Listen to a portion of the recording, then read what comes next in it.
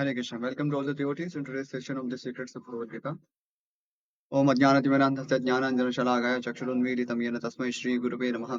Shri Chaitanya Manobhishtam Stavitam Yena Bhutale Swayam Rupa Kadam Mahyam Dadati Swapadantikam Vanchakalpatarubhyascha Kripa Sindhubhya Eva Cha Patitanam Pavanebhyo Vaishnavebhyo Namo Namaha.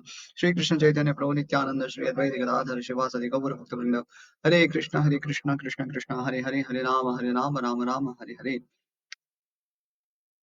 Today we are going to discuss Bhagavad Gita chapter 2, text number 42 and 43. We, all, we had already started reading the purport, and we saw only hardly 2 or 3 lines.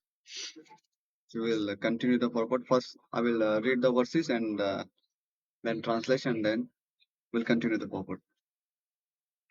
यामिमां पुष्पितां वाचं प्रवदन्त्यविपश्चितः वेदवादरताः पार्थ नान्यदस्तीति वादिनः कामात्मानः स्वर्गपरा जन्म कर्म फलप्रदां क्रियाविशेषबहुलां भोगैश्वर्यगतिं प्रति. Translation and purport by Sri Grace Srila Prabhupada. Translation. Men of small knowledge are very much attached to the flowery words of the Vedas, which recommend various fruity activities for elevation to heavenly planets, result in good birth, power, and so forth.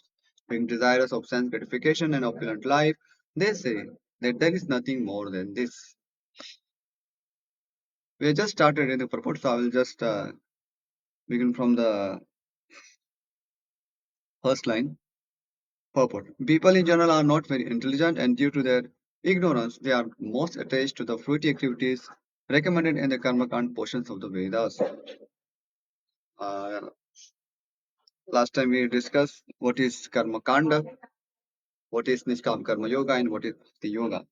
So, just to recap, Karmakanda, the followers of Karmakanda are those who do their prescribed duties with the desire to enjoy the fruits, and they do not have any goal of getting connected with God or anything of that sort. So they are not transcendentalists because their aim is not transcendental. Their aim is to enjoy material life as much as possible through their prescribed duties, because the idea is that by performing one's prescribed duties, one get punya, and by punya, they will be promoted to heavenly planets, or they will get good birth, power, etc. So that is followers of Karma Kanda. Nishkama Karma Yoga means uh, one is one practitioner of Nishkam Karma Yoga perform his prescribed duties without being attached to them and offer the results to Lord Krishna. So uh, he may be struggling with material desires, but he is not cultivating those desires.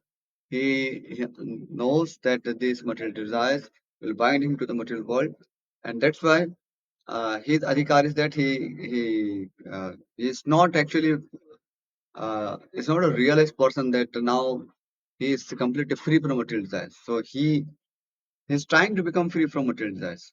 He's not cultivating material desires anymore, but still he has not reached that platform of Jnana Yoga. That's the next level, and that is why uh, he's trying to get detached from the results of his prescribed duties, and he offers the results, not the activities. He offers the results of those prescribed duties to Lord Krishna. That is Nishkama Karma Yoga. And what is Bhakti Yoga?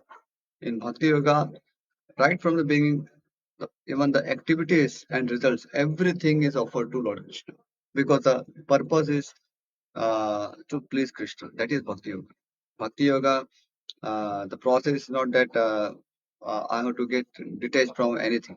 The purpose is I have to get attached to Krishna, and that's why the goal is to please Krishna, and the detachment from sense objects or uh, results of prescribed duties will come automatically. That is Bhakti Yoga. So even a Bhakti Yogi may be struggling with material desires. It, he may have some material desires in the form of impressions, but he is not cultivating those material desires anymore. Because whenever we say yoga, yoga means it has this underlying understanding that material desires are the cause of our miseries. So they may sometimes ask the favor of Lord Krishna for some immediate relief. So it may happen, but generally that's considered a degradation in the on the path of bhakti yoga. So generally, one is not supposed to ask such material favor from Lord Krishna on the path of bhakti yoga. But it may happen that because it's process, it's not that it's like the moment you become bhakti yogi or you accept the path of bhakti yoga, you become pure devotee. So he knows anyabhilashita shunyam. Anyabhilashita means he has the character of uh, uh, not asking anything from Lord Krishna. So he has already developed that character, but due to the influence of so many other circumstances, it may happen that he may like to get some favor from Lord Krishna. But that is also considered within the scope of Bhakti Yoga. So that's a we can say a very low level of Bhakti Yoga, but still it is Bhakti Yoga because the aim is not to cultivate those material desires, but to get rid of those material desires and please Krishna. So we will continue today. They do not want anything more than sanctificatory proposals for enjoying life in heaven, where wine and women are available and material opulence is very common. Many other religions also we have this aspects of going to heaven and enjoying that. So these ideas, though they are supported by scriptures, Vedic scriptures and other religious scriptures, but they are not the highest form of dharma. That we should understand. So, because in the material conception of life, that means most of the conditioned souls who are having these material bodies, who are conditioned to receive these material bodies, have material desires, and generally thoughts of sense gratification are very uh, appear very attractive to most of them. And uh, in the beginning, they may desire, most of them may desire getting promoted to heavenly planets by following scriptures and enjoying them more and more. But that is not the ultimate aim of following scriptures or ultimate aim of following dharma. That's a very lowest platform of dharma, we can say. In the Vedas, many sacrifices are recommended for elevation to the heavenly planets, especially the Jyotish stone sacrifices. So there are particular yajnas or sacrifices for this particular purpose. Uh, that is going to heavenly planets. Swarga Kamo Yajita. There are statements like this. So those who are desire of Swarga or heaven, they should perform this Agnishtoma Yajna and so on. There are many other yajnas, but particular Jyotishtama is uh, uh, uh, is prominent. In fact, it is stated that anyone desiring elevation to heavenly planets must perform these sacrifices, and men with poor fund of knowledge think that this is the whole purpose of Vedic wisdom. So now one may get confused with these statements that it is Shastras alone who proclaim that those who desire heaven they should perform these sacrifices. And in the same Shastra, the desire for going to heaven has been condemned. So how to understand this? So the point is that a person in the ignorant state of life or in the very beginning state of enlightenment or on the path of dharma, uh, uh, generally has many material desires, and that is why just to uh, keep people on the path of dharma, those material desires have been doubted by such yajnas and through various prescribed duties, so that uh, a person on the path of dharma or on the path of Vedas get gradual purification, and then gradually he will come to the understand that okay, that is not the whole purpose.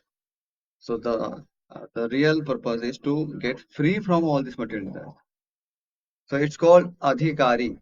So adhikari means eligibility. So according to different level of candidates or eligibility, these instructions have been given in scriptures. Just like uh,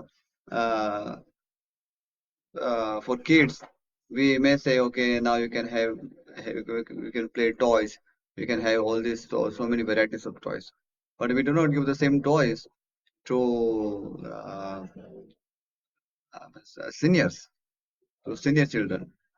So for grown-up persons, we do not offer toys because that is only for particular age. Because in a childhood, it is very difficult to think anything beyond toys, or just without play they cannot remain peaceful.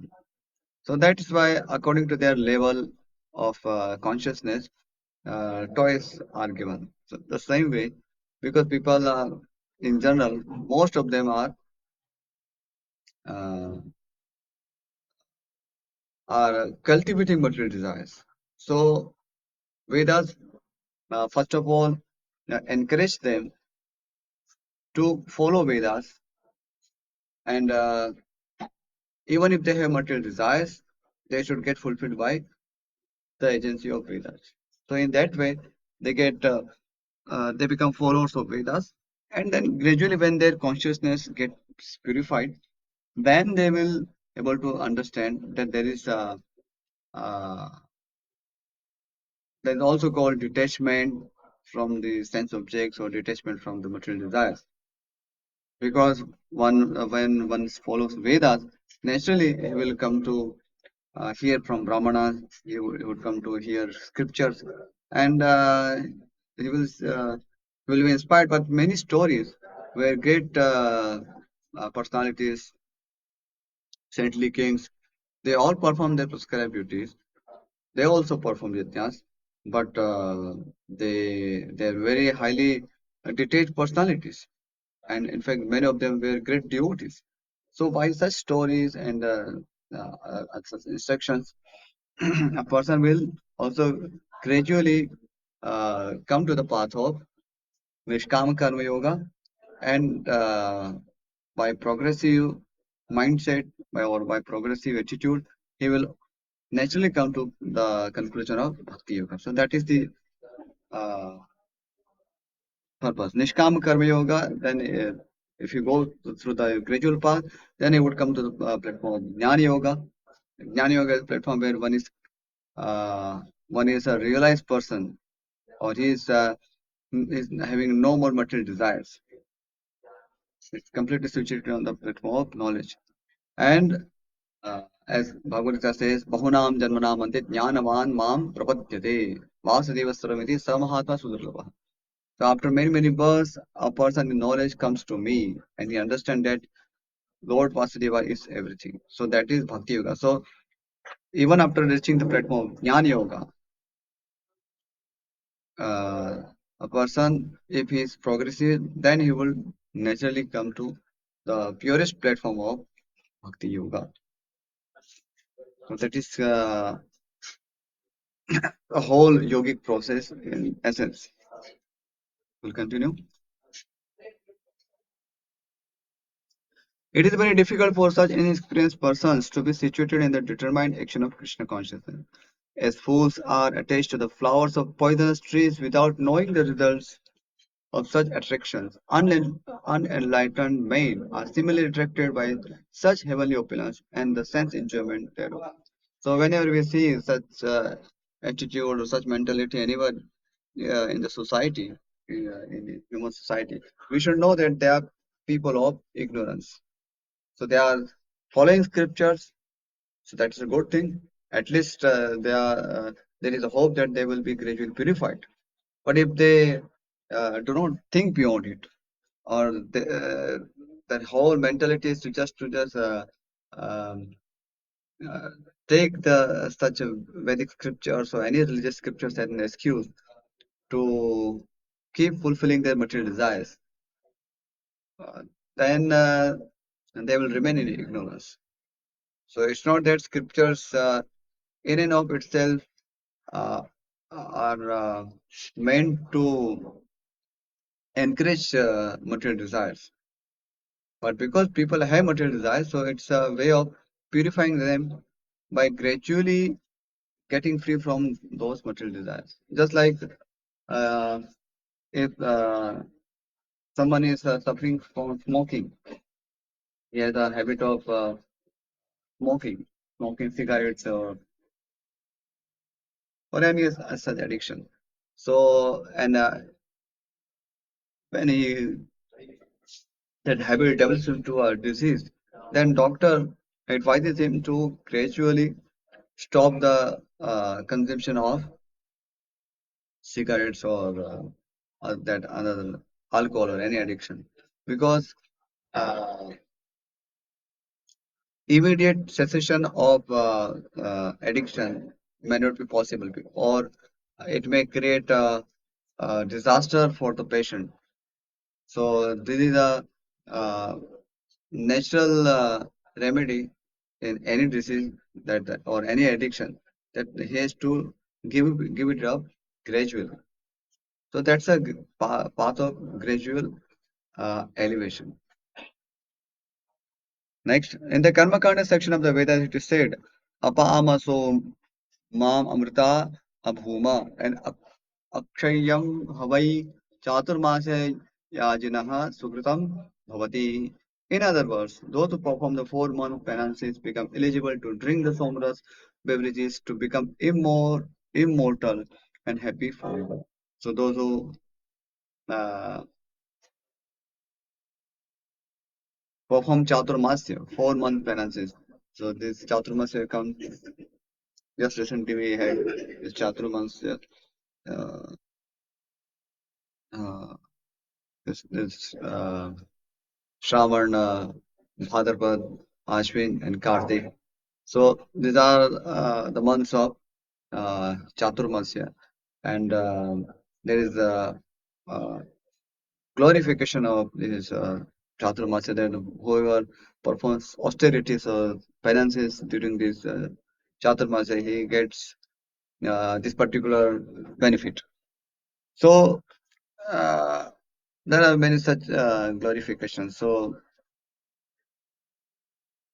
there are such instructions, and we see uh, because a person with material desire is not able to think beyond material desire, so uh, he he has been given this formula of enjoying his material desires by the method of penances. That okay, you do this penances, do this austerities, and what will be the results? You will get this kingdom of heaven. So it's isn't it an advantage? So then gradually he will start performing some sort of some penances in his life. But that is not the sole purpose of Chaturmasya. But a person cannot think beyond it. So that's why that sort of solution is given. Next, even on this earth, some are very eager to have somarasa to become strong and fit to enjoy sense gratification. So somaras can be made even on earth. There is a particular way of making it. So this details are given in the scriptures, very scriptures. Such persons have no faith in liberation from material bondage and they are very much attached to the pompous ceremonies of Vedic sacrifice. They are generally sensual and they do not want anything other than the heavenly pleasures of life. So they think that there is nothing beyond it. So that's like kids. They think there is nothing beyond playing with toys. We don't think that there is life exists without toys. So that is so similarly, the followers of karma kanda also think that okay, yes, we must perform our prescribed duties. That's our duty. We should maintain our family life very nicely. We should have good wives, good children, and we should do punyas, all these things, and do what? We should enjoy because that is the ultimate purpose. So they are in ignorance. That's the point. It is understood that there are gardens called Nandan Kanan in which there is good opportunity for association with angelic, beautiful women and having a profuse supply of somras wine. Such bodily happiness is certainly sensual. Therefore, there are those who are purely attached to such material, temporary happiness as lords of the material world. So, they are in a very lowest stage of consciousness, we can say. So, they are better than animals because they are human beings. So, they are not like animals because animals do not follow any any form of dharma. They know only ahar, nidra, bhaimitram, eating, mating, sleeping, and defending. That's the only thing they know. Whereas human beings, they also do these four things, but they have the element of dharma in it. So that dharma gradually purifies them of all these material desires or uh, lower desires because we are not supposed to become free from any just desires because there are spiritual desires as well. So we are supposed to get free from material desires, but at the same time, we have to cultivate spiritual desires. And yoga means to desire uh, God or to have spiritual desires. Spiritual desires mean to get connected with God. That's a spiritual desire. So there is an element of becoming happy, but uh, and that is on the platform of soul because we want to become happy. There is nothing unusual, but we have to understand it uh, through scriptures that how we can become happy, how getting connected with God makes one happy, and we should follow that process. So whether it is Nishkam Karma Yoga, Jnana Yoga, or Bhakti Yoga. Now, Nishkam Karma Yoga, uh, as we discussed that there are two parallels now from this point onward. From the previous verse,